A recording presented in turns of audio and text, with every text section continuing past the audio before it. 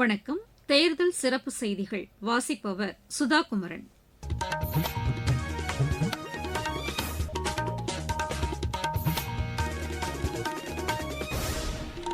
தலைப்புச் செய்திகள். மின்னணு வாக்குப்பதிவு இயந்திரங்களில் வேட்பாளர்களின் பெயர்கள் மற்றும் சின்னங்களின் பதிவேற்றம் இம்மாதம் 16ஆம் தேதி முதல் மேற்கொள்ளப்பட உள்ளதாக தமிழக தலைமை தேர்தல் அதிகாரி திருமதி அர்ச்சனா பட்நாயக் தெரிவித்துள்ளார்.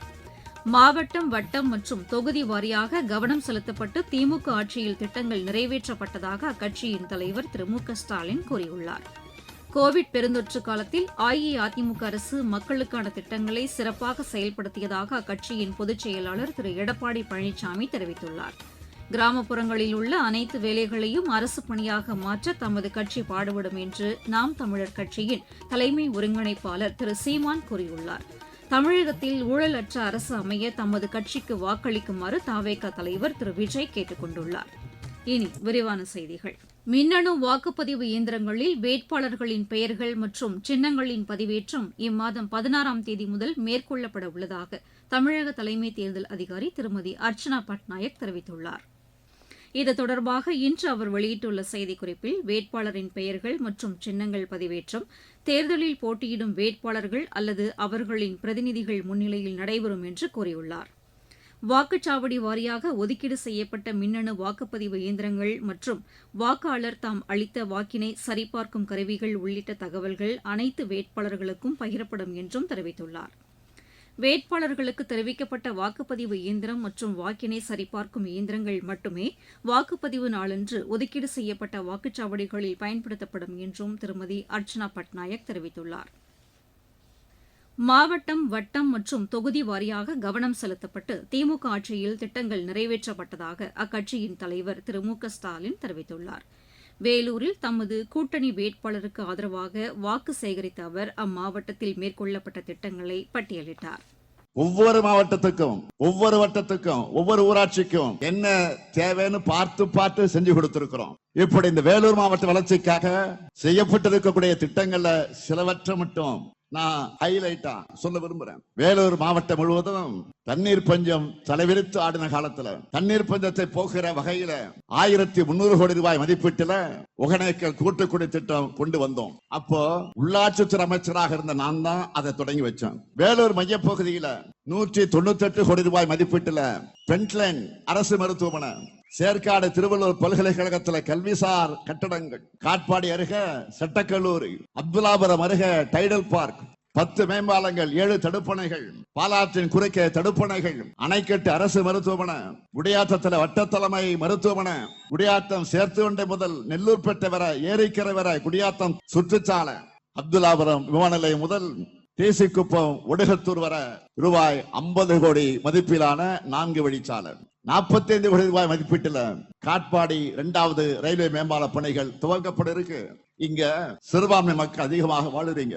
நாட்டோட பிற பகுதிகளில் சிறுபான்மை மக்கள் எத்தகைய அச்சுறுத்தல்களுக்கு, ஆபத்துகளுக்கு எதிர்கொண்டிருக்காங்க இங்க எல்லாருக்கும் நல்லா தெரியும். ஆனா தமிழ்நாட்டோட ஒவ்வொரு சிறுபான்மையினரும் பாதுகாப்பாக இருக்கிறாங்கன்னா திராவிட மாடல் ஆட்சி தமிழ்நாட்டில் வலிமையாக இருக்கிற காரணத்தால தான். திமுகவின் தோழமை கட்சி இயக்கங்களும் தான் சிறுபான்மை மக்களுடைய உண்மையான காவல் அரணாக இருக்கும். கோவிட் பெருந்தொற்று காலத்தில் அரசுக்கு வருவாய் இல்லாத போதிலும் அஇஅதிமுக அரசு மக்களுக்கான நிவாரண திட்டங்களை சிறப்பாக செயல்படுத்தியதாக அக்கட்சியின் பொதுச் செயலாளர் திரு எடப்பாடி பழனிசாமி தெரிவித்துள்ளார். தேனி மாவட்டம் ஆண்டிப்பட்டியில் தங்கள் கூட்டணி வேட்பாளருக்கு ஆதரவாக அவர் வாக்கு சேகரித்தார்.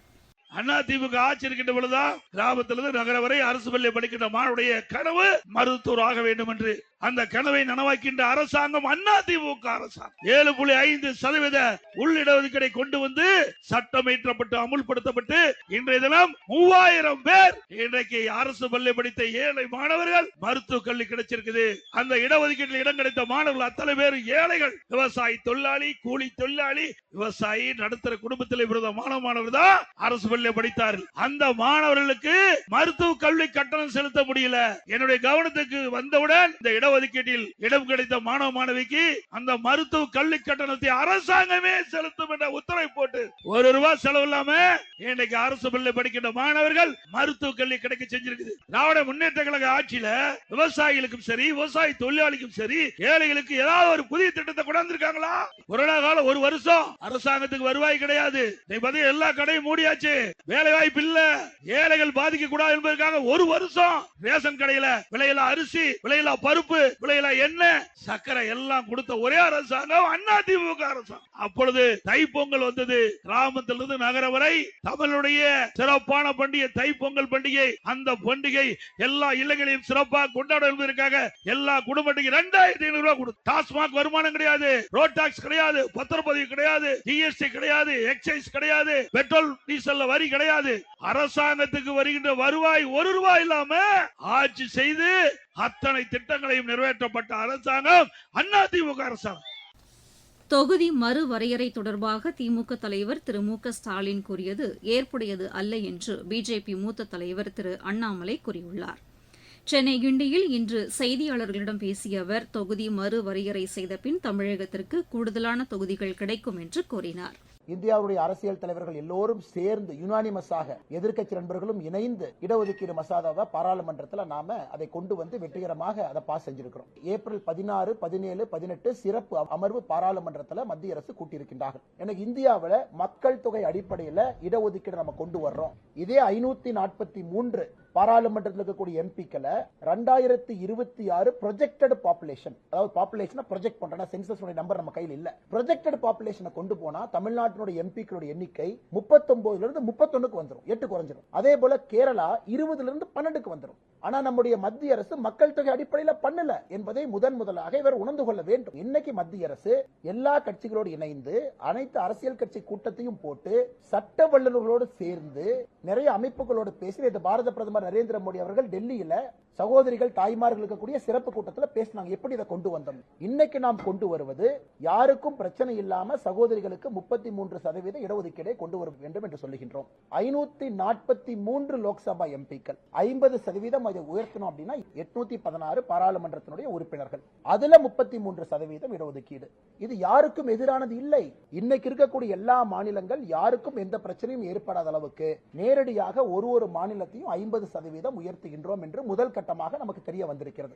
பாராளுமன்றத்தில் அதிகாரப்பூர்வமாக நம்முடைய தலைவர்கள் சொல்லுவாங்க. அப்படி இருக்கும் பொழுது தமிழகத்தினுடைய எம்பிக்களுடைய எண்ணிக்கை 39 இருந்து 59 வரைக்கும் போறதுக்கான வாய்ப்பு இருக்கு.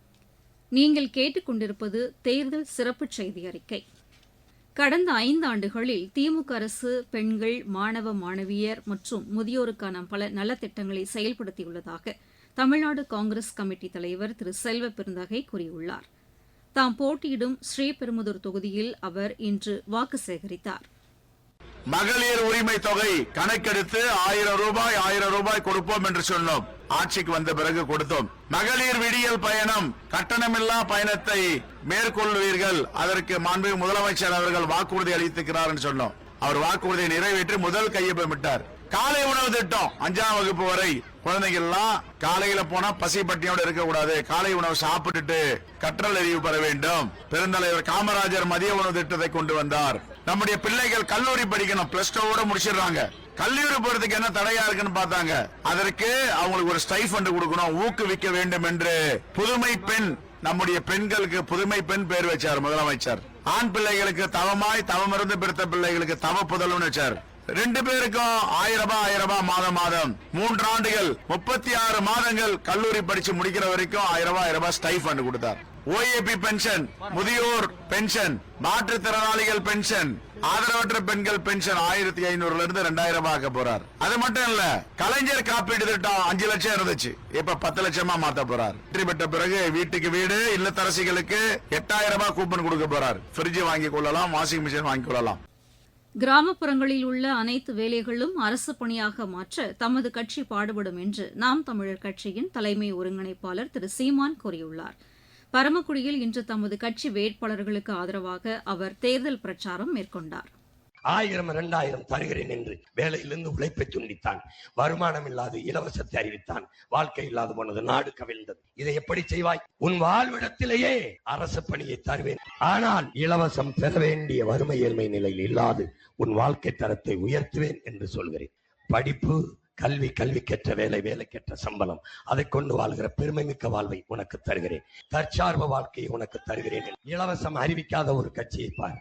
பரமக்குடியில் என்ன விளையாது? நெல்லு விளையும், கரும்பு விளையும், வாழை விளையும், பனை இருக்கு, தென்னை இருக்கு, மாடு மேய்க்க முடியும், ஆடு மேய்க்க முடியும், கழுதை மேய்க்க முடியும், தேனீக்கள் வளர்க்க முடியும், பட்டுப்பூச்சல் வளர்க்க முடியும், மீன் வளர்க்க முடியும், என்ன நாட்டுக்கோழி வளர்க்க முடியும். இதை விட என்னடா வளமை வேணும்?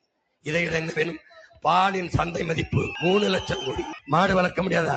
படித்தவனை எம்எஸ்சி, எம்பிஏ, பிபிஏ படித்தவன் சாராய கடையில் சாராயம் வித்து கொடுத்து கொண்டிருக்கும் போது என் மாட்டு பண்ணையில் வேலை செய்ய முடியாதா? கவர்மெண்ட் வேலை என்றால் உன்னால் வேலை செய்ய முடியாது. உலக உயிர்களின் உயிர் தேவை, உணவு தேவை. அப்படி என்றால் உணவு எங்கிருந்து வருகிறது? விவசாயம். விவசாயத்தை அரசு கையில் எடுத்து விவசாயம் செய்வதை அரசு பணியாக மாற்றினால் உன் வாழ்விடத்தில் உனக்கு வேலை கொடுக்க முடியாதா? தமிழகத்தில் ஊழலற்ற அரசு அமைய தமது கட்சிக்கு வாக்களிக்குமாறு தவேக தலைவர் திரு விஜய் கூறியுள்ளார்.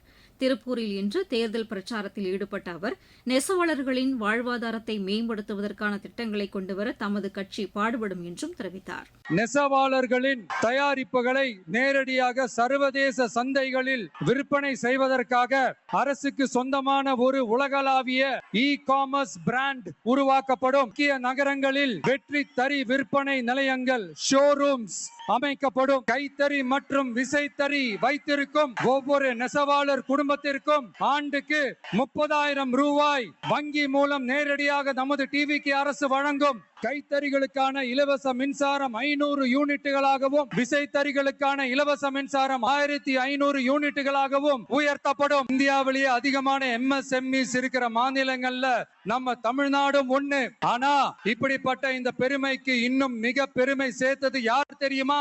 இந்தியாவிலேயே அதிகமான MSME நிறுவனங்கள் மூடப்பட்டதுல தமிழ்நாடு தான் 2வது மாநிலம். இந்த பெருமையை உண்டாக்குனதுதான் திமுக ஆட்சியோட மிகப்பெரிய சாதனை. நெருக்கடியில் உள்ள குறு, சிறு மற்றும் நடுத்தர நிறுவனங்களுக்கு உதவுவதற்காக ரூபாய் 15,000 கோடி ஸ்டேட் கிரெடிட் கேரண்டி ஃபண்ட் உருவாக்கப்படும். இனி தேர்தல் களம்.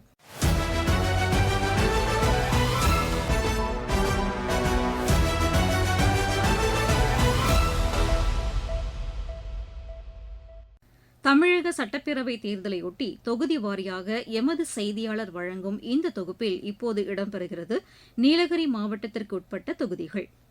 நீலகிரி மாவட்டத்தில் உதகை, குன்னூர், கூடலூர் ஆகிய 3 சட்டமன்ற தொகுதிகள் உள்ளன. இந்த தொகுதிகளில் 4783 புதிய வாக்காளர்கள் உட்பட மொத்தம் 5,52,006 வாக்காளர்கள் உள்ளனர். வருகின்ற தேர்தலில் 782 வாக்குச்சாவடிகளில் வாக்குப்பதிவு நடைபெற உள்ளது. நகர்ப்பகுதிகள் குறைவாகவும் கிராம பகுதிகள் அதிகமாகவும் உள்ள உதகை, குன்னூர் ஆகிய தொகுதிகளில் சுற்றுலா மற்றும் தேயிலை, மலை காய்கறி விவசாயம் முக்கிய தொழிலாக உள்ளது. இந்த 2 தொகுதிகளிலும் படுகு சமுதாய மக்கள் அதிக அளவில் வாழ்ந்து வருகின்றனர். பசுந்தேயிலைக்கு கடந்த 25 ஆண்டுகளுக்கு மேல் போதிய விலை இல்லாமல் சிறு குறு விவசாயிகள் தவித்து வருகின்றனர். இதனால் படுகு சமுதாய மக்கள் தேயிலை தோட்டங்களை விற்றுவிட்டு வேலை தேடி கோவை, சென்னை போன்ற பகுதிகளை நோக்கி இடம்பெறுகின்றனர். அதேபோல் ஆண்டுக்கு 30 லட்சத்துக்கும் மேற்பட்ட சுற்றுலா பயணிகள் இங்கு வந்து செல்லும் நிலையில் அவர்களுக்கு தேவையான கட்டமைப்பு வசதிகள் குறைவாகவே உள்ளது. பல ஆண்டுகளாக கேபிள் கார், ஹெலிகாப்டர் சேவை, போதுமான பார்க்கிங் வசதி போன்ற சுற்றுலாவை மேம்படுத்த திட்டம் கொண்டு வரப்படும் என அறிவிப்பு மட்டுமே செய்யப்படுகிறது. கூடலூர் தொகுதியை பொறுத்தவரையில் மனித வனவிலங்கு மோதல் பெரும் அச்சுறுத்தலாக உள்ளது. யானை, புலி, சிறுத்தை ஆகிய விலங்குகள் தாக்கி உயிரிழப்புகள் ஏற்படுவது தொடர்கதையாக உள்ளது. இந்த தொகுதிகளில் பாஜக, காங்கிரஸ், அதிமுக, திமுக, நாம் தமிழர், தவேக, தவாக மற்றும் சுயேட்சை வேட்பாளர்கள் களம் காண்கின்றனர். உதகை தொகுதியில் கடந்த தேர்தலில் 5,000 வாக்குகள் வித்தியாசத்தில் தோல்வியடைந்த பாஜக வேட்பாளர் போஜராஜன் மற்றும் காங்கிரஸ் சார்பில் புதிய வேட்பாளராக ராமச்சந்திரன் ஆகியோர் போட்டியிடுகின்றனர்.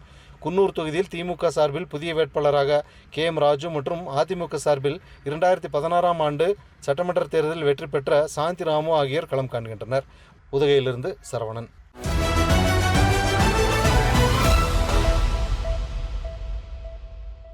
மீண்டும் தலைப்புச் செய்திகள். மின்னணு வாக்குப்பதிவு இயந்திரங்களில் வேட்பாளர்களின் பெயர்கள் மற்றும் சின்னங்களின் பதிவேற்றம் இம்மாதம் 16ஆம் தேதி முதல் மேற்கொள்ளப்பட உள்ளதாக தமிழக தலைமை தேர்தல் அதிகாரி திருமதி அர்ச்சனா பட்நாயக் தெரிவித்துள்ளார். மாவட்டம், வட்டம் மற்றும் தொகுதி வாரியாக கவனம் செலுத்தப்பட்டு திமுக ஆட்சியில் திட்டங்கள் நிறைவேற்றப்பட்டதாக அக்கட்சியின் தலைவர் திரு மு க ஸ்டாலின் கூறியுள்ளார். கோவிட் பெருந்தொற்று காலத்தில் அஇஅதிமுக அரசு மக்களுக்கான திட்டங்களை சிறப்பாக செயல்படுத்தியதாக அக்கட்சியின் பொதுச் செயலாளர் திரு எடப்பாடி பழனிசாமி தெரிவித்துள்ளார். கிராமப்புறங்களில் உள்ள அனைத்து வேலைகளையும் அரசு பணியாக மாற்ற தமது கட்சி பாடுபடும் என்று நாம் தமிழர் கட்சியின் தலைமை ஒருங்கிணைப்பாளர் திரு சீமான் கூறியுள்ளார். தமிழகத்தில் ஊழலற்ற அரசு அமைய தமது கட்சிக்கு வாக்களிக்குமாறு தவேக தலைவர் திரு விஜய் கேட்டுக் கொண்டுள்ளார். இத்துடன் இந்த செய்தியறிக்கை நிறைவடைகிறது.